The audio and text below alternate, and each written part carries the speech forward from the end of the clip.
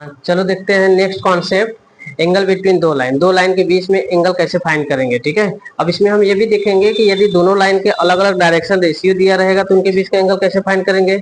मे भी हो सकता है कि डायरेक्शन रेशियो न दिया रहे, क्वेश्चन में डायरेक्ट कह दे कि दो लाइन और दोनों लाइन का अलग अलग डायरेक्शन कोसाइन दिया हो। ठीक है, तो हम एक एक करके देखते हैं। मान लो कि जैसे दो लाइन तुम्हारे पास है, let two lines in vector form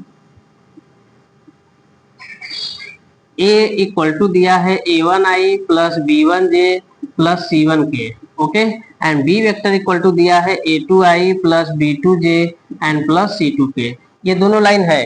अब ये दोनों लाइन का तुम्हें क्या फाइंड करना है, इनके बीच का एंगल फाइंड करना है। अगर एक वेक्टर ये a है और ये एक वेक्टर b है, इनके बीच का एंगल अगर थीटा निकालना है तुम्हें, तो तुम्हें सीधे क्या काम करोगे कि कॉस थीटा इक्वल टू इन दोनों का डॉट प्रोडक्ट, तो इन दोनों का डॉट प्रोडक्ट करोगे तो a1 a2 plus b1 b2 plus c1 c2 अपान इसका मैग्नीट्यूड, तो under root a1 square plus b1 square plus c1 square into इसका मैग्नीट्यूड, तो ये b1 square plus b2 square and plus c2 square, sorry b1 a2 b2 है ना, तो a2 square plus b2 square plus c2 square. देखो कैसे, ये कैसे आया कि दो वेक्टर अगर दिया है तो इसका डॉट प्रोडक्ट करते हो कि नहीं, तो magnitude of A magnitude of B into cos theta. ठीक है, तो यहाँ से कॉस थीटा निकालते हो तो ये दोनों इधर आके डिवाइड होगा कि नहीं।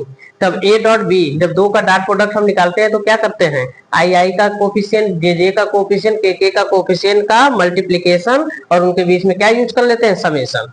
और फिर अपान में अब पहले वाले वेक्टर का अगर मॉड हम निकालना चाहे तो under root A one square plus B one square plus C one square और फिर into under root A two square plus B two square plus C two square. ठीक, अब इसी को देखो, अगर ये दोनों वेक्टर हैं तो पहले वाले वेक्टर का अगर तुमसे डायरेक्शन कोसाइन कहे कि मान लो कि let direction cosine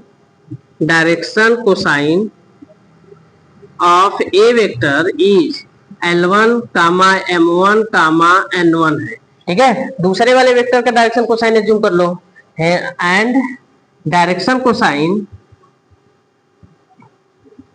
of B vector is L2, M2, N2। देखो ये है। ठीक है, तो तुम ध्यान से देखो, अगर इसका डायरेक्शन कोसाइन निकालोगे तो कैसे निकालोगे, L1 बराबर क्या लिखोगे, A1 अपान इसका मैग्नीट्यूड, ये ना लिखोगे, और M1 बराबर क्या लिखोगे, B1 अपान ए टोटल का मैग्नीट्यूड, और N1 क्या लिखोगे, C1 अपान ए टोटल का मैग्नीट्यूड, ये नहीं करोगे। तो अब हम इसी फार्मूले को अगर हम डायरेक्शन कोसाइन में चेंज करना चाहें तो देखो cos थीटा बराबर, यहां से देखो a1 a2 अपान ये जो डाटा है a1 square plus b1 square plus c1 square into a2 square plus b2 square plus c2 square, सही है ना, and plus b1 b2 upon total करो, तो b1 b2 upon under root a1 square plus b1 square plus c1 square and into a2 square plus b2 square plus c2 square, और last में c1 c2 upon under root a1 square plus b1 square plus c1 square into a2 square plus b2 square plus c2 square. देखो ऐसे हो गया। ठीक है, अब यहां से देखो क्या a1 upon under root a1 square plus b1 square plus c1 square ये डायरेक्शन कोसाइन है कि नहीं है, तो यही तो L1 है। ठीक है, और a2 upon under root a2 square plus b2 square plus c2 square, ध्यान से देखो दूसरा वाले वेक्टर में अगर a2 हमारा डायरेक्शन रेशियो है दूसरे वाले वेक्टर का, तो डायरेक्शन कोसाइन निकालोगे तो हम एज्यूम किए हैं L2, तो L2 बराबर a2 अपान इसका मैग्नीट्यूड, यही ना है, a2 अपान इसका मैग्नीट्यूड, तो ये हमारा L2 है, प्लस v1 अपान ये देखोगे तो m1 हो गया, m2 हो गया, प्लस n1 n2, ये हमारा cos थीटा आ गया।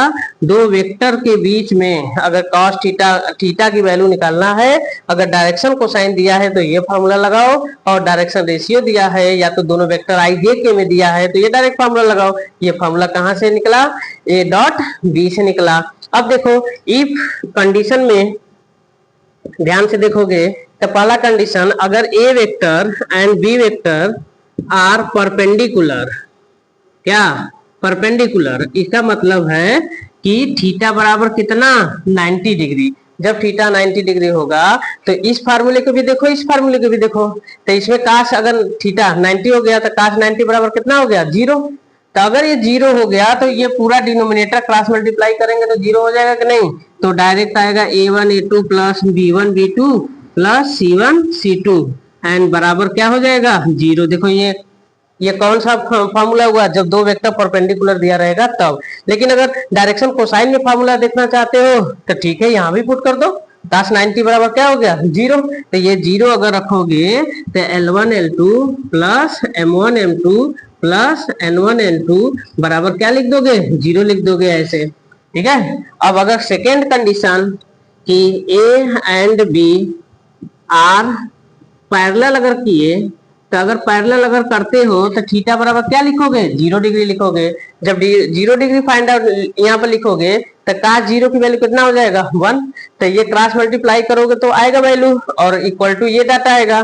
जब पूरे को सिंप्लीफाई करोगे रेशियो प्रोपोर्शनल के थ्योरम से या मेथड से कोई भी कॉन्सेप्ट लगा के, तो तुम्हारा यही रिजल्ट आएगा, a1 upon a2 equal to b1 upon b2 equal to c1 upon क्या, c2। देखो ये आएगा कि नहीं आएगा।